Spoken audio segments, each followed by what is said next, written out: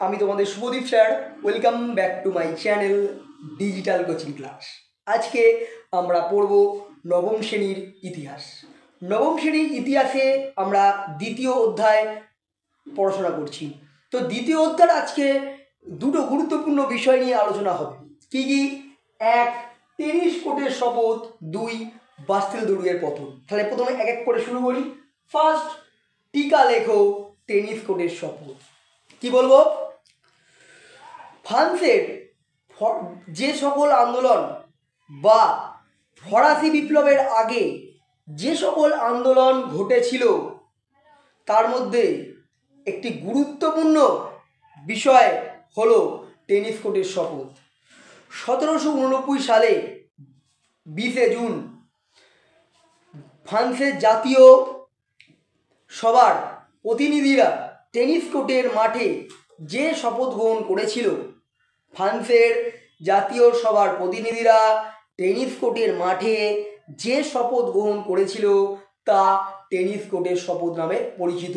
মানে এই প্রথম পয়েন্টটা ভূমিকাটা এইটা বলেই টেনিস কোর্টের শপথ কি এটা বলেই কমপ্লিট করবে। নেক্সট 2 নম্বরটা কি হবে? পটভূমি, মানে কিসের পরিপ্রেক্ষিতে কোন পটভূমিকায় ফ্রান্সে টেনিস কোর্টের শপথ হয়েছিল। কি বলবো? ফরাসি সম্রাট সরোজ লুই 1789 সালে জাতীয় সভার অধিবেশন ডাকেন। এই অধিবেশনে তৃতীয় শ্রেণীর মানুষদের শ্রেণীভিত্তিক ভোটদানের পরিবর্তে মাথাপিছু ভোটদানের আবেদন করা হয়, কিন্তু সরোজ লুই এই আবেদন সম্পূর্ণভাবে নাকচ করেন, বলে হবে না, শ্রেণীভিত্তিকই ভোট হবে, কোনো প্রকার মাথাপিছু ভোট হবে না। যখন তিনি নাকচ করে দিচ্ছে তখন তৃতীয় শ্রেণীর প্রতিনিধিরা লাফায়েত, মুরাবুত, আবেসিয়াসের নেতৃত্বে কি হচ্ছে, টেনিস কোর্টের মাঠে ওই প্রতিনিধিরা শপথ গ্রহণ করে যে তাদের আবেদন যতক্ষণ না মঞ্জুর হচ্ছে ততক্ষণ তারা ওখানে যাবে না। টেনিস কোর্টের শপথ এখানে গ্রহণ করলো। এবারে শপথটা কি? তাহলে কোন পটভূমিকায়? মোট কথা তাদের এই অধিবেশনে তৃতীয় শ্রেণী মানুষদের তোমার শ্রেণীভিত্তিক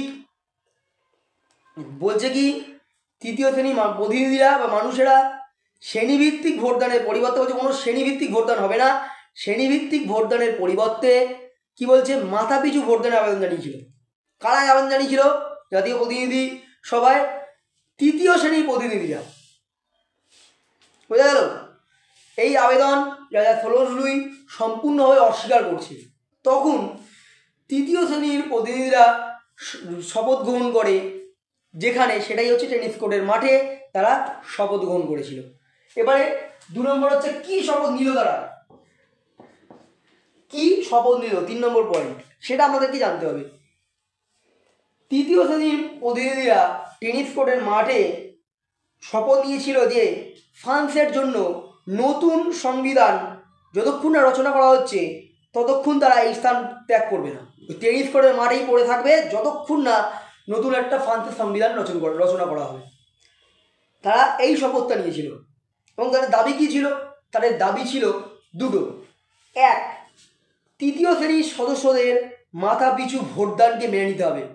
তৃতীয় শ্রেণীর যারা মানুষ, যেমন খেটে খাওয়া সমাজের নিম্নতলা নিচুতলা যে মানুষ, তাদের ভোটদানের অধিকারকে মেনে নিতে হবে। 2, একটি নতুন সংবিধান রচনার অধিকার দিতে হবে। একটি নতুন সংবিধান রচনার অধিকার দিতে হবে। এই দুটো ছিল তাদের দাবি। তাহলে শপথ গ্রহণের পয়েন্টটা কি বললাম? তৃতীয় শ্রেণীর প্রতিনিধিরা শপথ গ্রহণ করেছিল যে ফ্রান্সে যতক্ষণ না নতুন সংবিধান রচনা করা হচ্ছে ততক্ষণ তারা এই স্থান পরিত্যাগ করবে না, মানে এখান থেকে ছেড়ে যাবে না। তাদের দাবি ছিল দুটি। এক, ফ্রান্সের তৃতীয় শ্রেণীর মানুষদের মাথাপিছু ভোটদানের অধিকার দিতে হবে, পয়েন্ট নাম্বার 1। পয়েন্ট নাম্বার 2, ফ্রান্সে একটা নতুন সংবিধানের অধিকার দিতে হবে। এই হচ্ছে শপথ গ্রহণ। এবার এইটা তো হলো লাস্ট। এই টেনিস কোর্টের শপথ গ্রহণের ফলে কি হলো এটা কি জানতে হবে। টেনিস কোর্টের শপথ গ্রহণের ফলে 2 শ্রেণীর মানুষরা গুরুত্বহীন হয়ে পড়ে। মানে এই অভিজাত এবং রাজা যে প্রথম ও দ্বিতীয় শ্রেণীর মানুষেরা গুরুত্বহীন পড়ে, ফরাসি জাতির নেতৃত্ব গ্রহণ করে তৃতীয় শ্রেণীর প্রতিনিধিরা। মানে এই শপথ গ্রহণ অনুষ্ঠানের ফলে ফ্রান্সের প্রথম ও দ্বিতীয় শ্রেণীর প্রতিনিধিরা গুরুত্বহীন হয়ে পড়ে এবং ফরাসি জাতির নেতৃত্ব গ্রহণ করে কারা? তৃতীয় শ্রেণীর মানুষেরা।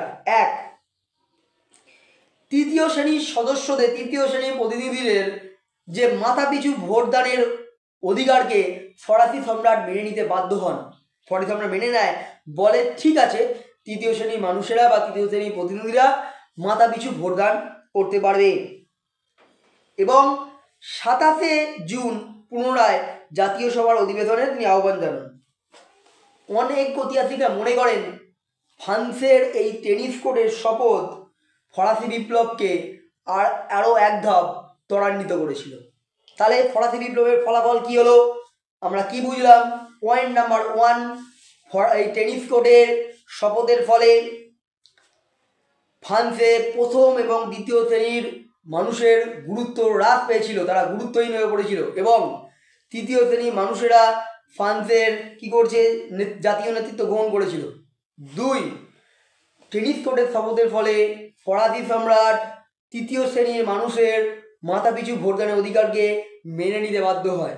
3 নম্বর, অনেক ঐতিহাসিকরা মনে করেন টেনিস কোর্টের শপথ ফরাসি বিপ্লবকে অনেকাংশ এগিয়ে নিয়ে গিয়েছিল। তাহলে আশা করছি আমি টেনিস কোর্টের শপথ ব্যাপারটা পুরোপুরি বোঝাতে পেরেছি। এটা ফার্স্ট টার্ম পরীক্ষার কিন্তু একটা গুরুত্বপূর্ণ 2 নম্বর বা 4 নম্বরের ইম্পর্টেন্ট প্রশ্ন। নেক্সট কি হবে? আরেকটা কি? বাস্তিল দুর্গের পতন। দেখো বারবার এই প্রশ্নটাও কিন্তু আসে, তোমাদেরকে জানতে হবে ফার্স্ট বাস্তিল দুর্গ কি। বাস্তিল দুর্গ ছিল ফরাসি রাজতন্ত্রের অত্যাচারের অন্যতম প্রতীক। কি বললাম? বাস্তিল দুর্গ ছিল ফরাসি রাজতন্ত্রের অত্যাচারের একটা গুরুত্বপূর্ণ প্রতীক। এবার কি হচ্ছে, এই দুর্গে রাজতন্ত্রের বিরোধী, যারা রাজতন্ত্রকে বিরোধিতা করতো তাদেরকে এখানে বন্দি করে রেখে তাদের ওপর অত্যাচার করা হতো। তাই জনগণের কাছে বাস্তিল দুর্গ ছিল ফরাসি রাজতন্ত্রের অত্যাচারের প্রতীক। তাই কি করছে তারা?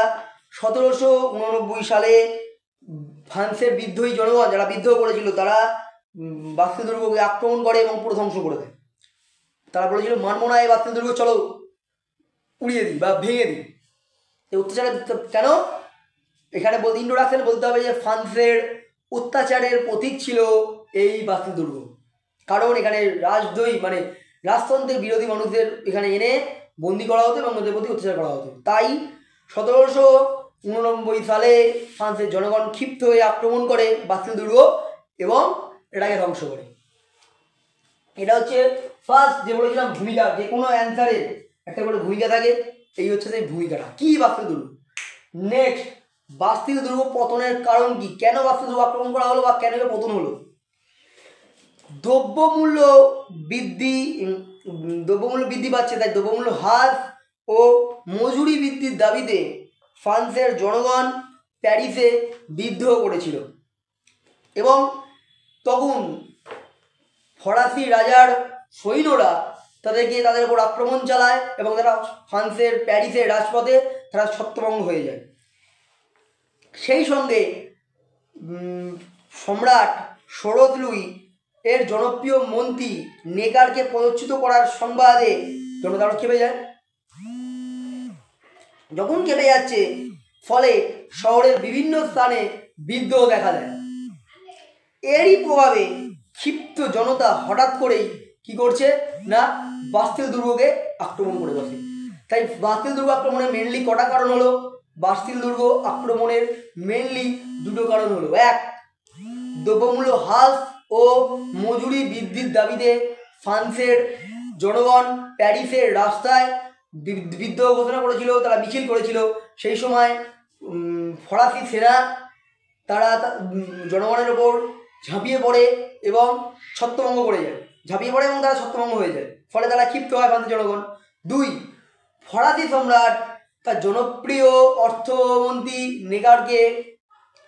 নেগারকে পদচ্যুত করায় সংবাদটা জনগণের মধ্যে ছড়িয়ে পড়ে এবং তারা ক্ষিপ্ত হয়ে ওঠে, ফলে তারা রাজতন্ত্রের ফরাসি রাজতন্ত্রে অত্যাচারের প্রতীক যে বাস্তিল দুর্গ সেটাকেই আক্রমণ করে বসে। সে তো করলো, এবারে নেক্সট আক্রমণ তো করলো, তার ফলে কি হলো? ফরাসি আক্রমণের বাস্তিল দুর্গ পতনের ফলাফল। কেন আক্রমণ করলো বুঝলাম, কি হয়েছিল? ফার্স্ট এক, স্বৈর শাসনের অবসান। বাস্তিল দুর্গ আক্রমণের ফলে ফ্রান্সে ষোড়শ লুইয়ের স্বৈর শাসনের অবসান ঘটে। নেক্সট, জাতীয় পরিষদকে স্বীকৃতি দান। রাজা জাতীয় পরিষদকে স্বীকৃতি দেন এবং এই সময় থেকে রাষ্ট্রের প্রকৃত ক্ষমতা আইনসভা বাড়াতে চলে যায়। আগে কি করতো? রাষ্ট্রের প্রকৃত ক্ষমতা আইনসভা বাড়াতে ছিল না, রাজাই সব। কিন্তু এখন কি হচ্ছে? বাস্তিল দুর্গ আক্রমণের ফলে জাতীয় পরিষদকে স্বীকৃতি দিচ্ছে এবং এই সময় থেকে প্রকৃত ক্ষমতা কোথায় চলে যাচ্ছে? আইনসভার কাছে। নেক্সট 3 নম্বর কি? প্রশাসনিক বিকেন্দ্রীকরণ। বাস্তিল দুর্গ আক্রমণের ফলে ফ্রান্সের প্রশাসনিক বিকেন্দ্রীকরণ সূচনা ঘটে এবং কি হচ্ছে? অভিজাত মানে আগে কি করতো? 1 নম্বর শ্রেণী অভিজাত শ্রেণী, তারাই সর্বসম ক্ষমতা, রাজার পরিবারের স্থান। এই অভিজাততন্ত্রের বিনাশ ঘটে এবং ফ্রান্সের প্রশাসনিক বিকেন্দ্রীকরণ ঘটে। 3টে। 4 নম্বর, অন্যান্য বিদ্রোহের সূচনা। দেখো, বাস্তিল দুর্গের পতনের ফলে পতন কিন্তু ফ্রান্সের কৃষক বিদ্রোহকে ইন্ধন যোগায়। সামন্ততন্ত্র যে বিলুপ্ত হয় তাদের জন্য, এই বাস্তিল দুর্গের জন্য। নেক্সট, প্যারিসের নিয়ন্ত্রণ বদল। কি নিয়ন্ত্রণ বদল হয়েছিল সেটাই আনতে হবে। দেখো, আগে কারা প্যারিসকে নিয়ন্ত্রণ করতো? আগে প্যারিসকে নিয়ন্ত্রণ করতো মেনলি রাজা এবং অভিজাতরা। চেঞ্জ হয়ে যায়। বাস্তিল দুর্গ পতনের পরবর্তী সময়ে প্যারিসের নিয়ন্ত্রণ আর রাজা কিংবা অভিজাত প্রথম শ্রেণীর মানুষের হাতে থাকলো না, সেটি চেঞ্জ হয়ে চলে এলো কোন শ্রেণী? না, তৃতীয় শ্রেণীর মানুষের হাতে। এছাড়া অন্যান্য ফলাফল আরও আছে। ফরাসি রাজতন্ত্রের গর্ব প্রতীক বাস্তিল দুর্গ আক্রমণের ফলে, ধ্বংসের ফলে বিপ্লব অনেকাংশ এগিয়ে গিয়েছিল। 2, আরও আছে, বাস্তিল দুর্গ পতন প্রমাণ করেছিল যে ফরাসি সম্রাটের প্যারিসের ওপর আর ফরাসি সম্রাটের অস্তিত্ব নেই। আর একটা বলতে পারো তোমরা এখান থেকে, বাস্তিল দুর্গের আক্রমণের পর ফ্রান্সের রাজা এবং অভিজাতদের মনোবলটা ভেঙে গিয়েছিল। তাহলে মেনলি আমার 4টে পয়েন্ট: স্বৈরতন্ত্রের অবসান ঘটছে, জাতীয় পরিষদকে স্বীকৃতি দান হচ্ছে এবং ক্ষমতা চলে যাচ্ছে আইনসভার হাতে, প্রকৃত ক্ষমতা চলে যাচ্ছে আইনসভার হাতে, নিজেরা প্রকৃত ক্ষমতার আদায় থাকছে না। 3, প্রশাসনিক বিকেন্দ্রীকরণ ঘটছে। 4, অন্যান্য বিদ্রোহ, ফ্রান্সের কৃষক বিদ্রোহ থেকে শুরু করে সামন্ত প্রথার বিলোপ, সব কিছু প্যারিসের যে বাস্তিল দুর্গ আক্রমণ ঘটছে তার উপর ভিত্তি করে গড়ে উঠছে এবং প্যারিসের নিয়ন্ত্রণ আর রাজার হাতে থাকছে না, নিয়ন্ত্রণ চলে যাচ্ছে তৃতীয় শ্রেণীর মানুষের হাতে। আর অন্যান্য ফলাফল বলতে আমরা বলতে পারি যে বাস্তিল দুর্গ পতনের ফলে ফ্রান্সের যে ফরাসি বিপ্লব ঘটেছিল, এই ফরাসি বিপ্লব অনেক অংশে এগিয়ে গিয়েছিল। এটাই হচ্ছে মেন জিনিস। মেন দেবে 5টা, 1, 2, 1, 2, 3, 4, 5, এছাড়া অন্যান্য 5টা ফলাফল বা গুরুত্ব। 2টো কারণ: 1, অর্থমন্ত্রী নেকারকে তোমার কি করছে না পদচ্যুত করছে, আর দ্রব্যমূল্য বৃদ্ধি এবং মজুরি যাতে কমে যাচ্ছে এর প্রতিবাদ করছে, যাতে এই প্রতিবাদ করা তাদের ওপর সেনা কি করছে? সেনা অ্যাটাক করছে, বলতে পারো আক্রমণ করছে, তার জন্য তারা ছত্রভঙ্গ হয়ে যাচ্ছে এর জন্যই। তাহলে 2টো কারণ হলো এবং ভূমিকায় বাস্তিল দুর্গ কী সেটা বলা হলো। বুঝে গেল? বাস্তিল দুর্গ কী প্রথমে বলবে, তারপরে 2টো কারণকে ভালো করে এক্সপ্লেন করবে, তারপরে 5টা ফলাফল লিখবে, তাহলেই 4 নাম্বার তোমরা পেয়ে যাবে। আশা করছি আজকে যে 2টো টপিক নিয়ে আলোচনা করলাম, টেনিস কোর্টের শপথ এবং বাস্তিল দুর্গের পতন, তোমাদেরকে ভালো করে বোঝাতে পেরেছি। যদি কোনো জায়গায় বুঝতে না পারো অবশ্যই কমেন্ট করে জানাও। আমার সাধ্য মতো আমি তোমাকে বোঝাবার চেষ্টা করব। আর ভিডিওটি ভালো লাগলে লাইক কমেন্ট ও প্রচুর প্রচুর শেয়ার করো। আর তুমি যদি ভিডিওটায় নতুন হয়ে থাকো তাহলে অবশ্যই চ্যানেলটিকে সাবস্ক্রাইব করে যেও। ফিরে আসছি আরও একটা নতুন ভিডিও নিয়ে।